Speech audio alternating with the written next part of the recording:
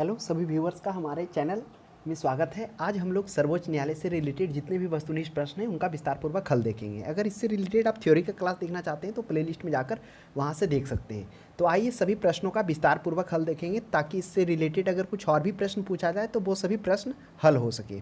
तो पहला प्रश्न है, भारतीय संविधान के किस भाग में संघीय न्यायपालिका का उल्लेख किया गया? अब देखिए, संघीय न्यायपालिका का उल्लेख किस भाग में किया गया? भाग 2 में, भाग 3 में, भाग 4 में, भाग 5 में। यह इसका सही जवाब हो जाएगा भाग 5 में। तो देखिए, जो भाग 5 है उसमें से विशेषतः सिर्फ संघीय न्यायपालिका का उल्लेख नहीं किया गया है। इस भाग 5 में 5 अध्याय रखे गए हैं। तो जो सर्वोच्च न्यायालय का है जिसमें संघ की एक न्यायपालिका होगी वह भाग 5 के अध्याय 4 में इसके बारे में बताया गया। तो ध्यान में रखिएगा, अगर ऑप्शंस में दे दे भाग 5 का 1, भाग 5 का 2, भाग 5 का 3, तो इसमें 5 अध्याय है। उस 5 अध्याय के भाग 5 का 4 में इसके बारे में उल्लेख किया गया है। और भाग 2 में क्या किया गया? भाग 2 में हम लोगों ने देखा था, इस भाग 2 में नागरिकता संबंधी बात की गई है, जिसमें अनुच्छेद 5 से लेकर 11 तक नागरिकता संबंधी इसमें प्रावधान किया गया। नागरिकता में हम लोगों ने क्या देखा था? जिसमें हम लोगों ने देखा अनुच्छेद 5 से लेकर 8 तक उसको क्या किया गया? वर्गों में बांटा गया है। उसके बाद 9 में यह कहा गया है कि अगर कोई भी भारतीय विदेशी नागरिकता प्राप्त कर लेगा तब उसका भारत का नागरिकता ऑटोमेटिक खत्म हो जाएगा। उसके बाद 10-11 में क्या था? उसमें था कि संसद को नागरिकता संबंधी कानून बनाने का अधिकार दिया गया है। और भाग 3 में क्या था? भाग 3 में हम लोगों ने देखा था मौलिक अधिकार जो थे वो इसमें देखे थे। मौलिक अधिकार जिसमें अनुच्छेद 12 से लेकर 35 तक मौलिक अधिकार से रिलेटेड बात किया गया था। इसमें से हम लोगों ने मौलिक अधिकार में समता का अधिकार, स्वतंत्रता का अधिकार, इन सभी को देखा था। अब विशेषतः जो 12 और 13 में, अनुच्छेद 12 में क्या कहा गया था? उसमें कहा गया था जो मूल अधिकार के संदर्भ में राज्य शब्द का उल्लेख किया गया था। और 13 में क्या कहा गया था कि यदि संवैधानिक विधि और मूल अधिकारों के बीच टकराव उत्पन्न होगा तब क्या होगा कि मूल अधिकार को प्राथमिकता दी जाएगी और वह विधि जो संवैधानिक रूप से विधि को लाया गया है और जितना तक मूल अधिकार को वो विरोध करेगा उस मात्रा तक वह शून्य हो जाएगा। तो यही टकराव का उसमें दिखाया गया है कि अगर कोई भी विधि संसद बनाकर लाता है और वह क्या करता है? मौलिक अधिकार का हनन करता है या टकराव हो रहा है, तो वह जिस मात्रा तक उसका हनन कर रहा है, विरोध कर रहा है, वह उस मात्रा तक शून्य हो जाएगा। ये कहा गया है 13 में। तो ध्यान में रखिएगा, 12-13 थोड़ा सा लोगों को ध्यान में नहीं होता, बाकी तो सब होता ही है। तो इसमें हम लोगों ने देख लिया। 4 में क्या था? 4 में हम लोगों ने देखा था नीति निर्देशक तत्व की बात की गई। नीति निर्देशक तत्व में क्या कहा गया है? इसमें अनुच्छेद 36 से लेकर 51 तक बात किया गया है, जिसमें राज्यों को उसकी आवश्यकता और समर्थता के अनुसार उसे लागू करने के लिए कहा गया। तो ये था सभी भाग जो हम लोगों ने देख लिया। अब देखिए, जो भाग 5 में है, अनुच्छेद 124 से 147 तक है, वह न्यायपालिका से संबंधित यानी भारत के सर्वोच्च न्यायालय से संबंधित बात किया गया है। तो ध्यान में रखिएगा, अगर अनुच्छेद भी पूछ दिया जाए तो वह 124 से 147 के बीच। आइए नेक्स्ट प्रश्न देखते हैं। 2 में करा संविधान के व्याख्याकार और संरक्षक कौन है? ऑप्शन में है राष्ट्रपति है, संसद है, सर्वोच्च न्यायालय, भारत का महाधिवक्ता है। तो सही जवाब हो जाएगा संविधान के व्याख्याकार और संरक्षक वो सर्वोच्च न्यायालय है। देखिए, सर्वोच्च न्यायालय जो है वह अमेरिका के सुप्रीम कोर्ट की तरह एक परिसंघीय न्यायालय है। परिसंघीय क्या है? इसकी चर्चा हम लोगों ने पिछले चैप्टर में भी किया था, फिर से हम आपको एक बार अपडेट कर देते हैं। परिसंघीय वह व्यवस्था है जिसमें 2 या 2 से अधिक स्वतंत्र राष्ट्र क्या करते हो? आपस में एकजुट होकर वह बाकी देश के साथ एक राष्ट्र के रूप में क्या करते हो? संबंध रखते हो। जिसमें एक प्रश्न भी हमको देखने का मिला था, निम्नलिखित में से कौन सा है जो भारत का परिसंघीय को दर्शाता है ना? जिसमें उसका सही जवाब देखने को तो मिला था केंद्र और राज्य के बीच शक्तियों का वितरण। किस प्रकार से केंद्र राज्य के बीच शक्तियों का वितरण है और केंद्र सरकार का अवशिष्ट शक्तियां समाहित है जो देश के सामने भारत के रूप में वो संबोधन करता है या संबंध रखता है। तो वही होता है, वही परिसंघीय न्यायालय। और मूल अधिकारों का संरक्षक तथा संविधान का अंतिम व्याख्याकार भी कौन है? वह सर्वोच्च न्यायालय है। तो ध्यान में रखिएगा। और संसद की बात की जाए तो संसद की हम लोगों ने चर्चा किए थे, जिसका अनुभाग यह भी देखिए, यह भी भाग 5 में ही वर्णन है। और तो भाग 5 के कौन सा अध्याय में? तो भाग 5 के 2 अध्याय में संसद का है। और राष्ट्रपति की बात की जाए तो राष्ट्रपति की भी भाग 5 में ही वर्णन है, भाग 5 के अध्याय 3 में है। तो ये सभी है ना, चारों ऑप्शन जो आपको दिख रहे हैं, ये महाधिवक्ता, यह भी जो भारत का जो महान्यायवादी होगा वह भी भाग 5 में ही है। तो सभी ऑप्शन भाग 5 में ही, लेकिन अध्याय सबका अलग अलग है। संसद का अध्याय 2 है, राष्ट्रपति का अध्याय 3 है, सर्वोच्च न्यायालय का अध्याय 4 है। तो इस तरह से हम लोगों ने यहाँ पर देख लिया। तो एक बात और ध्यान रखिएगा, जो ऑप्शन नंबर डी में है भारत का महाधिवक्ता, आपको मालूम होगा जो भारत का सबसे सर्वोच्च विधि अधिकारी होता है वह भारत का महान्यायवादी अटॉर्नी जनरल होता है। उसी को हेल्प के लिए के क्या होते हैं, सॉलिसिटर जनरल और एडिशनल सॉलिसिटर जनरल। तो वही जो द्वितीय विधि अधिकारी होता है वह महाधिवक्ता होता है, ये सॉलिसिटर जनरल को हेल्प करने के लिए होता है, उसकी अनुपस्थिति में वह कार्य को निर्वहन करता है। तो ध्यान में रखिएगा ये द्वितीय विधि अधिकारी के रूप में भी जाना जाता है। तो एक थोड़ा सा यहाँ पे ध्यान रखिएगा कि जो भारत का जो महान्यायवादी है अटॉर्नी जनरल, वह भारत का संवैधानिक पद है, यानी वह संवैधानिक, उसका संविधानिक वर्णन है, लेकिन जो महाधिवक्ता वह वैधानिक है। वैधानिक वह व्यवस्था होता है जिसमें विधि या कानून के द्वारा उसको पारित किया जाता है, यानी उसको संविधान को जब निर्माण किया जा रहा था उसमें इसकी चर्चा नहीं थी, इसको समाहित नहीं किया गया था। तो प्रश्न कभी कभी देखने को मिल जाएगा, भारत का महाधिवक्ता निम्नलिखित में से क्या है, भारत का संवैधानिक पद है, वैधानिक पद है, और भी दो ऑप्शन और रहेगा, तो उसमें आपको वैधानिक मारना है क्योंकि वो विधि और कानून के द्वारा पारित कर इसको लाया गया। तो आशा करते हैं आपको समझ में आ गया। और नेक्स्ट क्वेश्चन चलिए देखते हैं हम लोग। तीन में कह रहा है कि भारतीय संविधान की व्याख्या करने का मुख्य अधिकारी कौन है। क्योंकि अभी हम लोगों ने देखा था कि भारत का जो संविधान का व्याख्या करने का वह कौन अधिकारी है, वह है भारत का सर्वोच्च न्यायालय। उसे संरक्षक तथा अंतिम व्याख्याकार भी माना गया है। यह जो व्यवस्था कहाँ से लिया गया, वह सुप्रीम कोर्ट अमेरिका के जो सुप्रीम कोर्ट की तरह यह परिसंघीय न्यायालय का और मूल अधिकारों के संरक्षण तथा संविधान का अंतिम व्याख्याकार है, उसी की तरह फॉलो किया गया है। तो आप ध्यान में रखिएगा, सर्वोच्च न्यायालय हो जाएगा। और लोकसभा अध्यक्ष, तो लोकसभा अध्यक्ष की बात हम लोगों ने किए थे, यह क्या होता है, संसद का मुख्य अधिकारी होता है। लोकसभा अध्यक्ष जो होता है, हम लोगों ने यह भी देखा था कि इनकी अनुमति के बिना ना ही आप संसद में कोई परिवर्तन कर सकते हैं और ना ही परिवर्तन यानी कुछ जोड़ सकते हैं, ना कोई भवन बना सकते हैं और ना ही कुछ एडिशनल कर सकते हैं। तो ये इसलिए इनको मुख्य अधिकारी के रूप में भी जाना गया। राष्ट्रपति को बारे में हम लोगों ने देखा था, राष्ट्रपति का अनुच्छेद 52 में वर्णन किया, अनुच्छेद 52 में बताया गया राष्ट्रपति के बारे में जो भारत का प्रथम नागरिक भी होंगे। अटॉर्नी जनरल के बारे में हम लोगों ने देखा ही, जो क्या है, जिसका कार्यकाल निश्चित नहीं होता है, इसके जो हटाने संबंधी है वह किस में निहित होता है, वह राष्ट्रपति में निहित होता है। तो ध्यान में रखिएगा, ना ही इसका कार्यकाल का निश्चितता किया गया है अटॉर्नी जनरल का। अटॉर्नी जनरल माने वही हो गया महान्यायवादी, तो ना ही इनको नियुक्ति करने का, ये राष्ट्रपति के प्रसाद पर्यंत रहते हैं। तो कभी कभी प्रश्न ये भी आपको देखने को मिलेगा, निम्नलिखित में से किसे राष्ट्रपति के प्रसाद पर्यंत चुना जाता हटाया जाता, तो वह हो जाएगा भारत का महान्यायवादी, जिसे अटॉर्नी जनरल हम लोग कहते हैं। तो इस प्रश्न का सही जवाब हो जाएगा option number D. Next question देखिए, 4 में कह रहा है निम्नलिखित में से किसके अंतर्गत भारत में सर्वोच्च न्यायालय की स्थापना की गई। अब देखिए करा कौन सा ऐसा व्यवस्था था, तो ऑप्शन में है रेगुलेटिंग अधिनियम 1773, चार्टर अधिनियम 1853, भारत सरकार अधिनियम 1935, भारत संविधान 1950। तो इस प्रश्न का सही जवाब हो जाएगा भारत सरकार अधिनियम 1935। यह भारत शासन अधिनियम 1935 के तहत ही 1 अक्टूबर 1937 ईस्वी को क्या किया गया था, भारत में सुप्रीम कोर्ट की स्थापना की गई थी। और जब यह स्थापना किया गया था तो उस समय जो इसके मुख्य न्यायाधीश थे वह ध्यान में रखिएगा मॉरिस गैवियर थे। प्रश्न आपको यह भी देखने को मिलेगा कि जो प्रथम मुख्य न्यायाधीश कौन थे, तो वह मॉरिस गैवियर थे। और आपको प्रश्न माइंड में यह भी उठ रहा होगा कि कहीं कहीं रेगुलेटिंग अधिनियम के तहत भी सर्वोच्च न्यायालय की सबसे पहले स्थापना की गई। देखिए वो अलग है, ये अलग है। जो रेगुलेटिंग एक्ट 1773 के था उसमें क्या था, उसमें था कि फोर्ट विलियम जो कलकत्ता में स्थापित था उसमें एक सर्वोच्च न्यायालय की स्थापना की गई थी, जिसमें क्या प्रावधान था कि ब्रिटिश जजों को ब्रिटिश कानूनी प्रणाली को प्रशासन करने के लिए भारत भेजा गया था। वह ब्रिटिश प्रशासन प्रणाली को नियंत्रण करने के लिए, उसकी सुनवाई करने के लिए वह जो विलियम फोर्ट में जो स्थापना किया गया था वो था। तो इसका सही जवाब हो जाएगा ऑप्शन नंबर सी हो जाएगा। तो इस चीज़ को ध्यान में रखिएगा, कहीं कन्फ्यूज करके आप तुरंत 1773 ना मार दें। हाँ वो स्थापना जरूर हुआ, लेकिन क्या है, वह जो सर्वोच्च न्यायालय है वो मुख्य रूप से क्या किया गया था, ब्रिटिश कानूनी प्रणाली का प्रशासन करने के लिए वो बनाया गया था।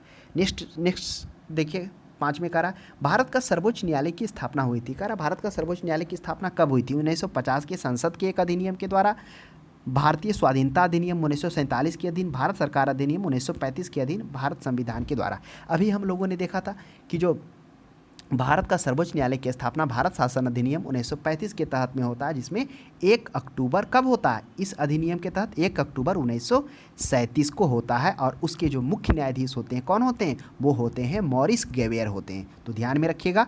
नेक्स्ट प्रश्न देखिए 6 में कह रहा मूल रूप से संविधान में सर्वोच्च न्यायालय में मुख्य न्यायाधीश के अतिरिक्त कितने न्यायाधीश की व्यवस्था की गई है। तो आइए इसे हम लोग समझते हैं। ये प्रश्न 2-3 तरह से पूछा जाता है। कह रहा मूल संविधान में, तो मूल संविधान में क्या है, उसमें यह कहा गया था कि क्या होगा 1+7 यानी एक मुख्य न्यायाधीश होंगे और 7 अन्य न्यायाधीश होंगे। साथ में अनुच्छेद 138 में यह भी कहा गया था कि संसद, कब अनुच्छेद 138 में कहा गया था कि संसद सुप्रीम कोर्ट के अतिरिक्त न्यायाधीश देने के लिए विधियां तो बना सकता है परंतु वह कम नहीं कर सकता है। हाँ, उसको विधि को वो बना सकता है लेकिन वो उसकी शक्ति को कम नहीं कर सकता है।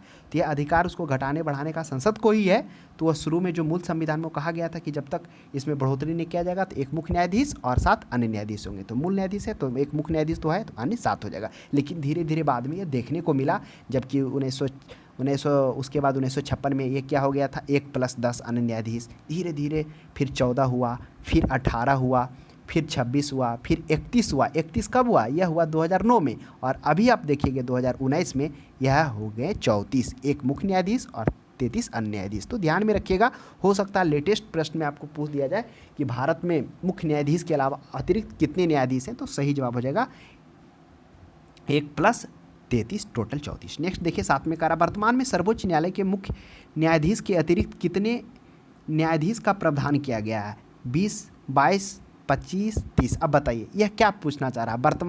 वर्तमान में तो सबसे हाईएस्ट 30 पर है। तो अभी हम लोगों ने देखा था कि 2014 में था, सॉरी 2009 में क्या किया गया था? उसमें 1+30 अन्य न्यायाधीश की नियुक्ति की गई थी। तो वही प्रश्न पूछ रहा है। अगर यह लेटेस्ट में पूछता 2019 वाला में तो क्या हो जाता? हुआ 1+13 हो जाए, 1+33 हो जाता है, यानी टोटल 34 न्यायाधीश। तो अगर वर्तमान में अभी लेटेस्ट डाटा दे दे, अगर ऑप्शन में आपको 34 दिखे तो बिल्कुल आप 34 मार सकते हैं, वो सही होगा। नेक्स्ट प्रश्न देखिए 8 में उच्चतम न्यायालय के न्यायाधीशों की संख्या में वृद्धि करने की शक्ति किसके पास है? कह रहा उच्चतम न्यायालय के न्यायाधीशों की संख्या में। तो आइए इसे हम लोग समझते हैं, वह अधिकार सिर्फ संसद को है। तो यह किस अनुच्छेद में इसके बारे में लिखा गया? तो अनुच्छेद 124 का जो 1 है उसमें यह कहा गया है कि जब तक संसद कानून द्वारा उच्चतम न्यायालय के न्यायाधीशों की संख्या के संबंध में कोई व्यवस्था नहीं करती है तब तक उच्चतम न्यायालय में एक मुख्य न्यायाधीश और 7 अन्य न्यायाधीश होंगे। तो आप ध्यान में रखिएगा, यह जो व्यवस्था संसद के द्वारा दिया गया, इसी के अनुसार पहले वाला प्रश्न का था वो सही था। यानी इससे न्यायाधीशों को वृद्धि करने की शक्ति वह किसके पास है? वह संसद के पास है। तथा एक और भी यह कहा गया है कि वह सिर्फ क्या कर सकता है? उसके न्यायाधीशों की संख्या में और उसके क्षेत्राधिकार को, उसके शक्ति को बढ़ा सकता है लेकिन कम नहीं कर सकता। यह कौन सा अनुच्छेद में है? 138 अनुच्छेद में कहा गया है कि संसद जो है सुप्रीम कोर्ट, जो सर्वोच्च न्यायालय के अतिरिक्त अधिकारता देने के लिए विधि बना सकता है परंतु कम करने के लिए नहीं बना सकता है। यह भी ध्यान में रखिएगा। नेक्स्ट 9 में देखते हैं, 9 में क्या करा है? 9 में करा है सर्वोच्च न्यायालय के न्यायाधीशों को निम्न में से कौन सी अर्हता होनी चाहिए? कौन सी अर्हता होनी चाहिए? ऑप्शंस में करा है कि वह किसी एक या एक से अधिक उच्च न्यायालयों में लगातार कम से कम 5 वर्ष तक न्यायाधीश के रूप में कार्य कर चुका हो। बिल्कुल सही बात है। कह रहा है कि एक या एक से अधिक उच्च न्यायालयों में लगातार 5 वर्षों तक न्यायाधीश के रूप में कार्य कर चुका है। दूसरा है वह किसी एक या एक से अधिक उच्च न्यायालयों में लगातार 10 वर्षों तक अधिवक्ता रहा हो। यह भी सही है। वह एक पारंगत विधिवेत्ता हो। यह भी सही है। तो यह तीनों जो प्रश्न है वह सही है। तो ऑप्शन नंबर डी हो जाएगा। अगर इसका आप क्या देखेंगे, सर्वोच्च न्यायालय के न्यायाधीशों का जो अर्हताएँ हैं यानी जो उसके योग्यताएं हैं उसमें यह कहा गया है कि वह या तो कोई भी उच्च न्यायालय में 5 वर्ष तक जज के रूप में रहा हो या 10 वर्षों तक लगातार वकालत किया हो या फिर वह एक विधिगत प्रांगा हो, तो वह सभी क्या कर सकते हैं? सर्वोच्च न्यायालय के उच्च न्यायाधीश बन सकते हैं। जो हाल ही में एक चर्चा में रहे थे इंदु मल्होत्रा, जो डायरेक्ट उच्च न्यायालय के अधिवक्ता से रूप में डायरेक्ट वो क्या बने थे? सुप्रीम कोर्ट के न्यायाधीश बने थे। तो प्रश्न वह भी पूछ देता है कभी कभी। नेक्स्ट देखिएगा 10 में उच्चतम न्यायालय के मुख्य न्यायाधीश की नियुक्ति कौन करता है? अब आइए, उच्चतम न्यायालय के मुख्य न्यायाधीश की नियुक्ति कौन करता है? तो सही जवाब हो जाएगा इसकी नियुक्ति राष्ट्रपति के द्वारा किया जाता है। क्या राष्ट्रपति इसकी नियुक्ति करने के लिए स्वतंत्र हैं? तो नहीं। यह क्या होता है? एक कॉलेजियम प्रोसेस होता है, यानी इसमें वरिष्ठता को ध्यान में रखा जाता है, यानी वरिष्ठता क्रम को सर्वोच्चता दिया जाता है और जो सबसे वरिष्ठ होते हैं उनको रखा जाता है। तो वही कॉलेजियम प्रोसेस से ही राष्ट्रपति उसका नियुक्ति करते थे। यह भी ध्यान में रखिएगा, राष्ट्रपति को जरूर अधिकार है लेकिन वो कॉलेजियम प्रोसेस के अनुसार ही कर सकते हैं। अगर इसका अवहेलना देखा जाए, इसमें हस्तक्षेप देखा जाए, तो आप याद करिए इंदिरा गांधी के समय 1976 में किस तरह से सिकरी को हटाकर क्या किया गया था। सिकरी ने उस समय हेगड़े को साथ, और सिकरी के मामले में सिकरी जिस तरह वरिष्ठता क्रम में 3रे नंबर पर थे तो क्या हुआ था याद करिए, उसमें उनको बना दिया गया था जो कि वरिष्ठता क्रम में 3 नंबर के बाद थे।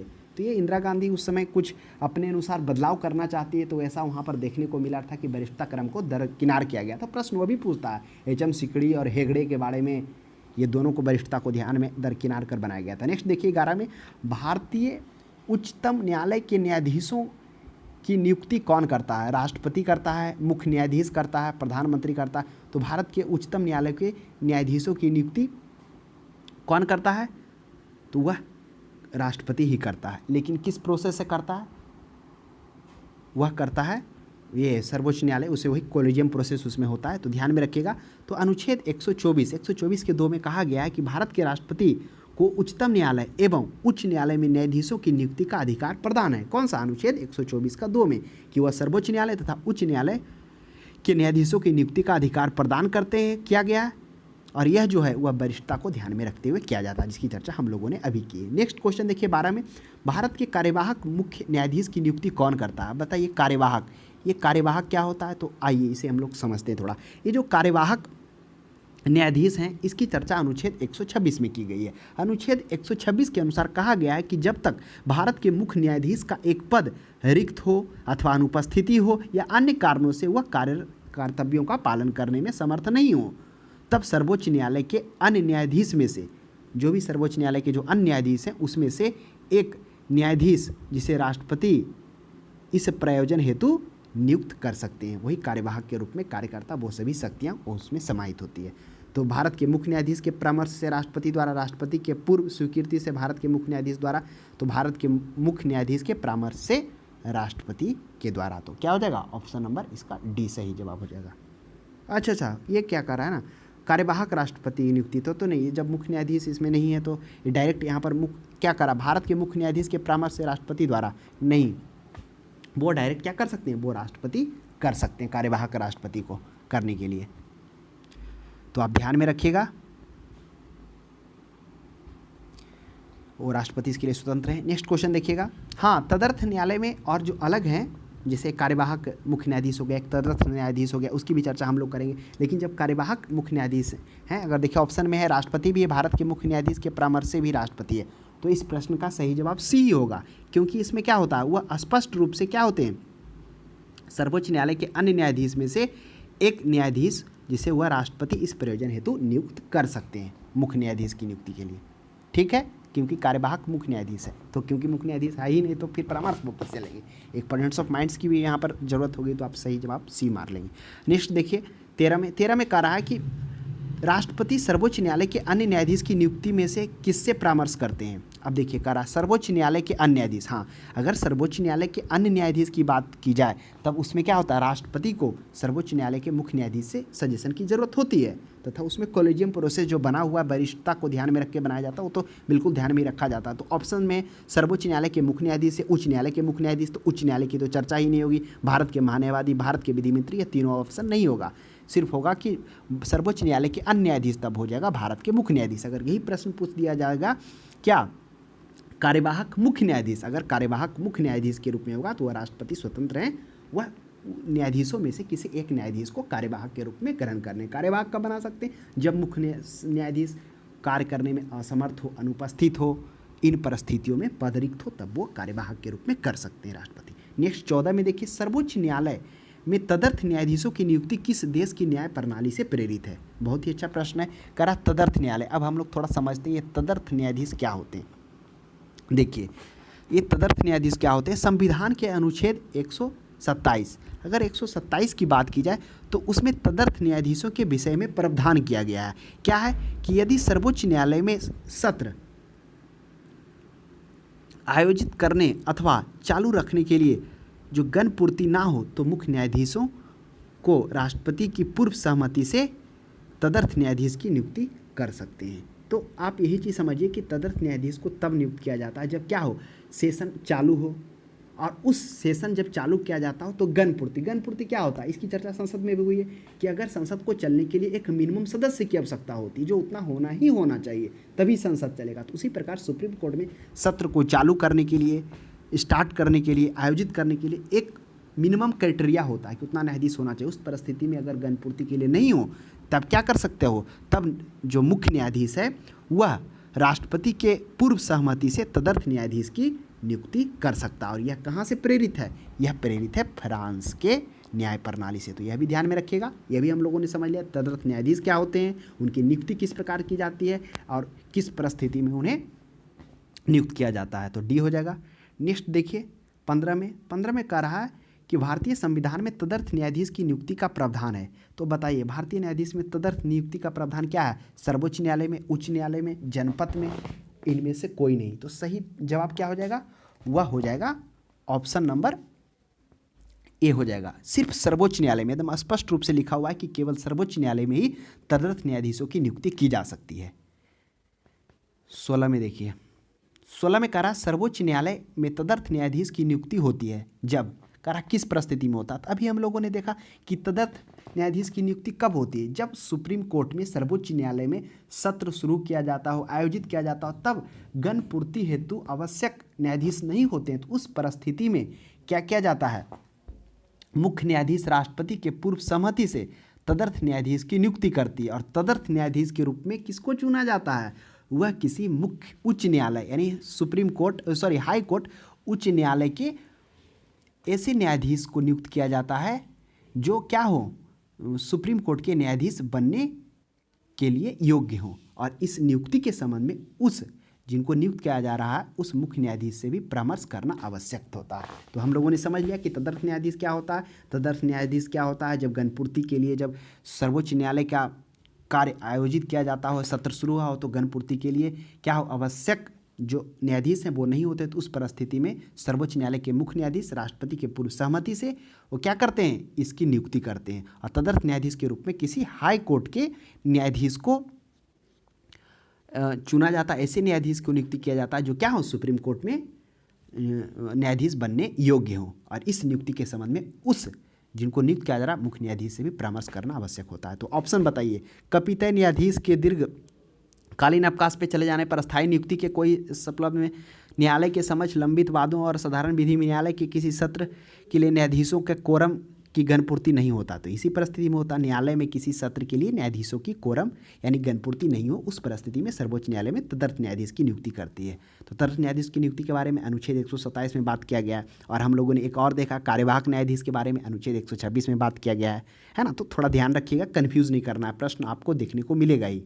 17 में है सर्वोच्च न्यायालय में तदर्थ न्यायाधीशों की नियुक्ति कौन करता है। अब देखिए अभी हम लोगों ने देखा ना कि तदर्थ न्यायाधीशों की नियुक्ति वह भारत का जो मुख्य न्यायाधीश होता है सर्वोच्च न्यायालय का, वह सर्वोच्च न्यायालय का मुख्य न्यायाधीश राष्ट्रपति के सहमति के पूर्व वह नियुक्त करता है। और यह जो नियुक्त करता है वह वैसे हाईकोर्ट के न्यायाधीश को चुना जाता है जो सुप्रीम कोर्ट के न्यायाधीश बनने योग्य हैं। इस संबंध में उस मुख्य न्यायाधीश से भी परामर्श लेना आवश्यक है।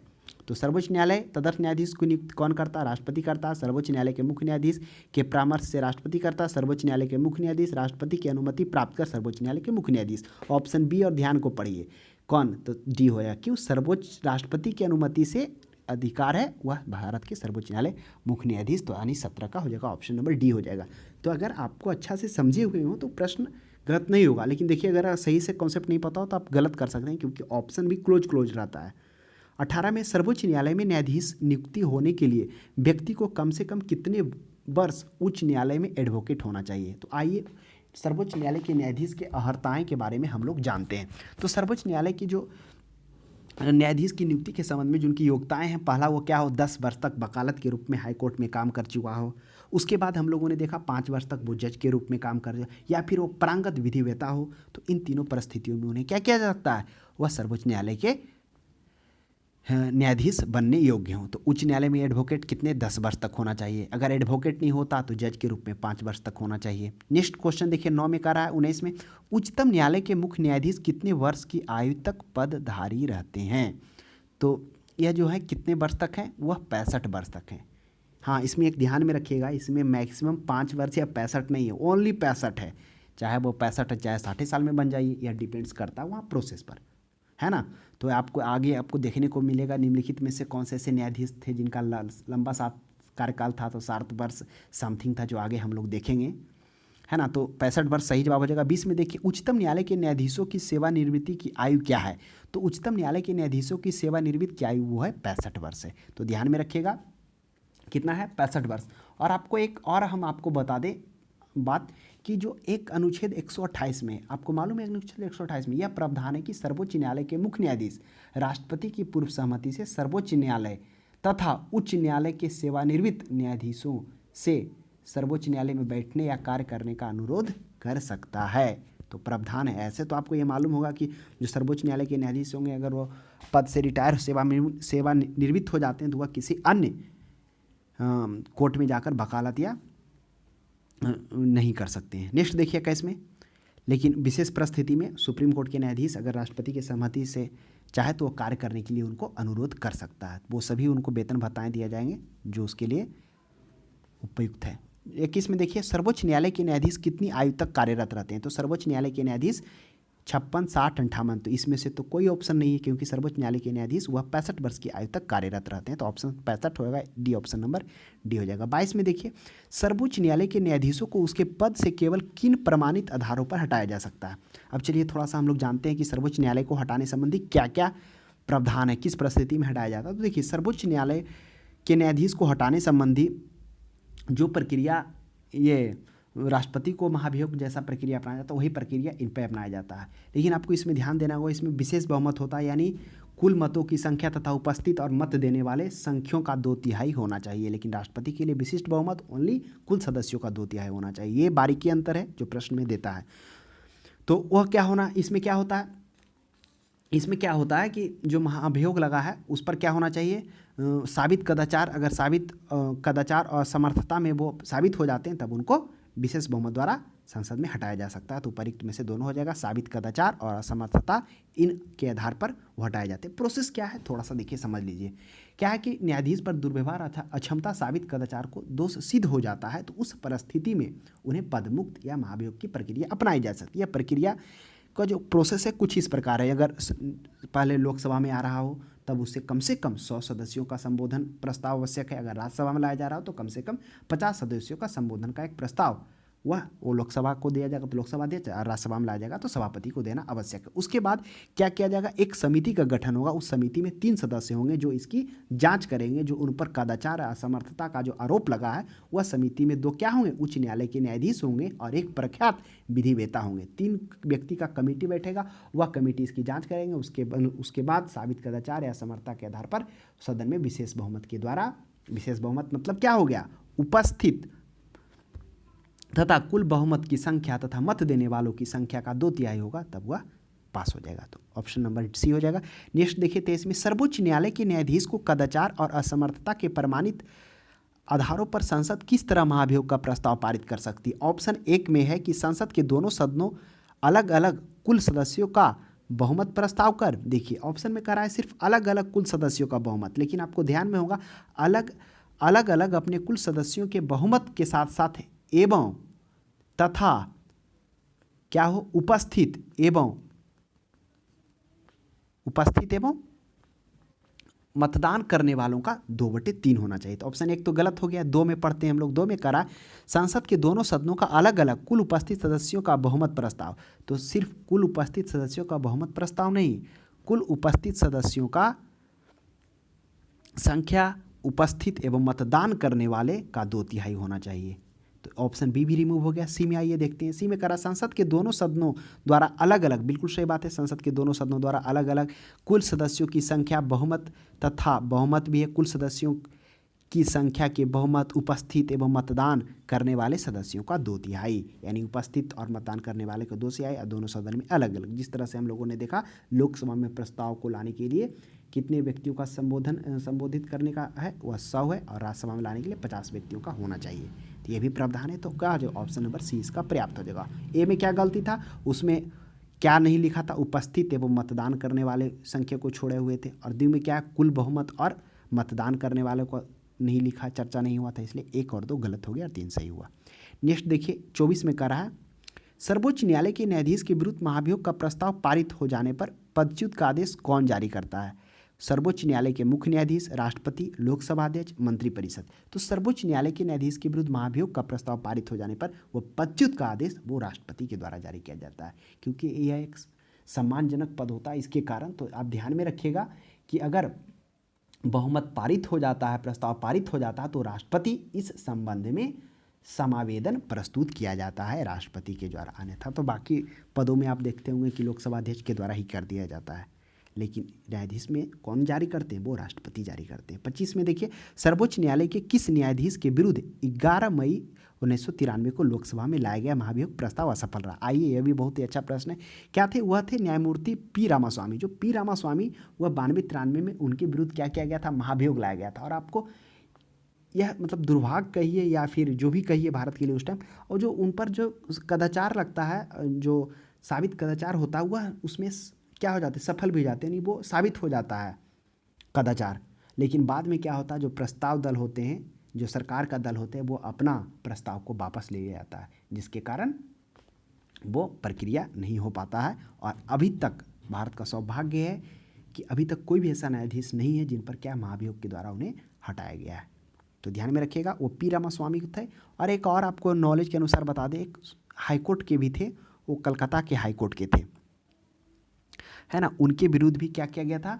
वो लाया गया था। तो वो 2009 में था। वो कलकत्ता के उच्च न्यायालय के न्यायाधीश थे, वो सौमित्र सेन थे। तो ध्यान में रखिएगा, एक सौमित्र सेन थे जो कलकत्ता के उच्च न्यायालय के 2009 में, उनके विरुद्ध भी क्या किया गया था? राज्यसभा के सदस्यों के द्वारा हटाए जाने संबंधी प्रस्ताव को पारित किया गया था, लेकिन वो हो नहीं पाया। नेक्स्ट क्वेश्चन देखिए 26 में, सर्वोच्च न्यायालय के मुख्य न्यायाधीश को प्रतिमाह कितना वेतन मिलता है? तो कह रहा सर्वोच्च न्यायालय के मुख्य न्यायाधीश, तो इनके वेतन है 2,80,000 है। तो आपको यह मालूम होना चाहिए कि यह 2,80,000 किनका? इससे पहले हम लोगों ने देखा महान्यायवादी, भारत का अटॉर्नी जनरल, जो भारत का विधि अधिकारी होता है, भारत का सर्वोच्च विधि अधिकारी कौन है? अटॉर्नी जनरल, महान्यायवादी। तो उनका भी 2,80,000, मुख्य न्यायाधीश का भी 2,80,000 और अन्य न्यायाधीश का 2,50,000 है। तो ध्यान में रखिएगा, 2,50,000 अन्य न्यायाधीश सुप्रीम कोर्ट के। और कौन कौन है? कैग को भी 2,50,000 है, चुनाव आयुक्त को भी 2,50,000 है। तो चीज़ों को ध्यान में रखिएगा। 27 में है, सर्वोच्च न्यायालय के अन्य न्यायाधीश का प्रतिमाह वेतन कितना है? सर्वोच्च न्यायालय के अन्य न्यायाधीश, तो सर्वोच्च न्यायालय के अन्य न्यायाधीश का वेतन 2,50,000 है, जिसकी चर्चा हम लोगों ने किया कि 2,50,000 और किन का है? उसमें कैग का था, देखा, controller edit general of India, Bharat का महान्यायवादी ने बोलिए मुख्य लेखा परीक्षक, और उच्च न्यायालय का जो मुख्य न्यायाधीश है उनका भी वेतन 2,50,000 है, और चुनाव आयुक्त उनका भी 2,50,000 है।